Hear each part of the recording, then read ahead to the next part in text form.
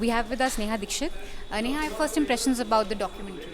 What did you think of it and all its revelations? I think it's a much needed documentary, especially keeping the timing of it, because it also has actually managed to bring all these things on the record that we've been hearing for the last 2 years. Things about love jihad, how the Muzaffarnagar riots were engineered, and how they've been consistently at work and taking these kind of the right wing, the Hindutva right organizations are very in a very systematic manner taking these arguments to what people should be eating, and then it brings it to the question of the Dadri lynching also, how all of these things are connected. So I think the documentary is very relevant in that way. Okay, you have reported at Muzaffarnagar, and a large chunk of the documentary deals with UP and how BJP MLAs, BJP MPs are using the bogey of love jihad to get votes or to polarize.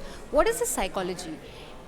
I mean, what are they really gaining out of it, and what do they? There's also this big question about looking at women as people who cannot make up their minds, or who are just basically cattle and who can be led to do anything. So, what is your impression of that?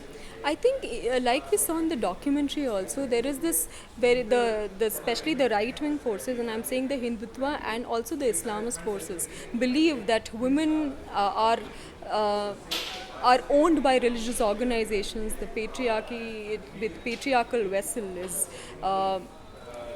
sort of women represent that. So the whole idea that women will be lured by a cell phone or a motorbike or flashy sunglasses is kind of absurd.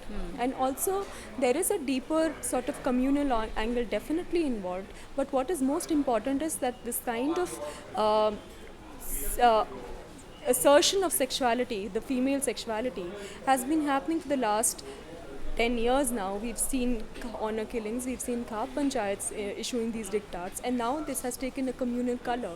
So while the Hindu right wings have come up with this theory of love jihad, in the same way in Muzaffarnagar the Islamist organizations have come up with a theory called Dharma Yuddha. So both and Dharma Yuddha same as love jihad. Yeah. It's Hindu men luring Muslim women. So the whole idea That's interesting. is I hadn't that heard of that. women don't really, across religions, across classes and castes, do not have the brains to exercise their choice and go for self-choice marriages or decide their life partners. That in itself is very right-wing and absurd.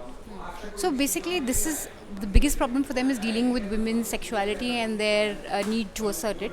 And then they use things like either it's a communal thing or it's, say, an honor killing or khaps.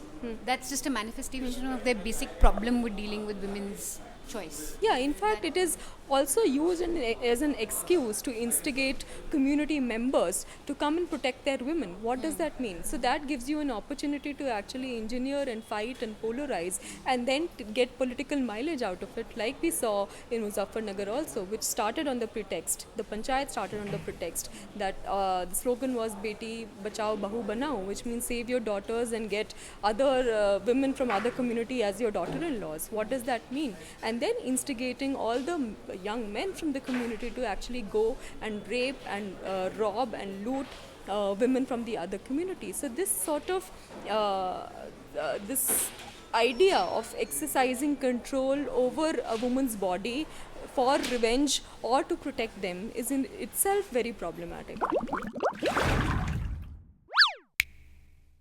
If you enjoyed that, click up here to support us and down here to subscribe.